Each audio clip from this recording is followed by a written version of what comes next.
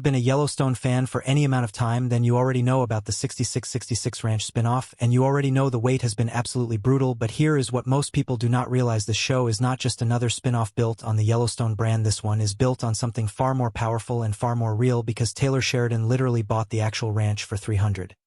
million and then admitted he was broke again within 45 minutes, and when someone asked him why he keeps making all these spin-offs, he did not say it was for the fans or for the network. He said, "I do the shows for the ranch," and that one sentence explains everything. So before we talk about Jimmy or Teeter or even the possibility of Matthew McConaughey walking in as a villain, we have to talk about what the 6666 Ranch actually is and why it matters so much that Sheridan told the studio to be patient with it, because the story of this ranch goes all the way back to 1867 and a man named Samuel Burke Burnett, who got into the cattle business while most kids his age were still figuring out how to tie their boots, and one of the most defining moments in his story came during an early cattle drive where everything started going wrong, and by the time he reached the market, prices had completely collapsed, and most people in that situation would have taken the loss and gone home, but Burnett refused, and he held the cattle through the entire winter, and when prices recovered, he sold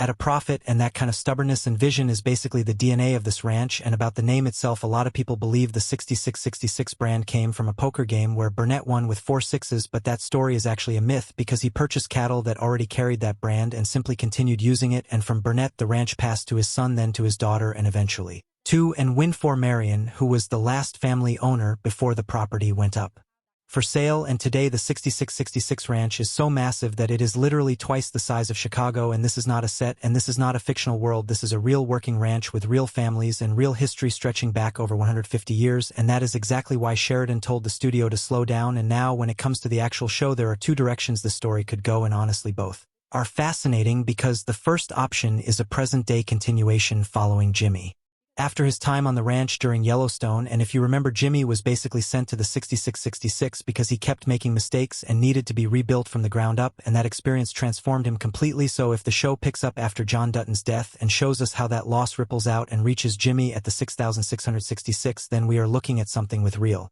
emotional weight. And the second option is a prequel that connects back to the world of 1883 and explores the ranch's origins through historical storytelling, and both versions have potential, but the present-day route needs strong characters around Jimmy, because while he is genuinely lovable, he is not the type of character who can anchor an entire series alone. And this is where the Matthew McConaughey rumor becomes really interesting, because imagine someone like him stepping in as a morally complex villain in a place that has never dealt with that kind of threat before. Because here is the thing about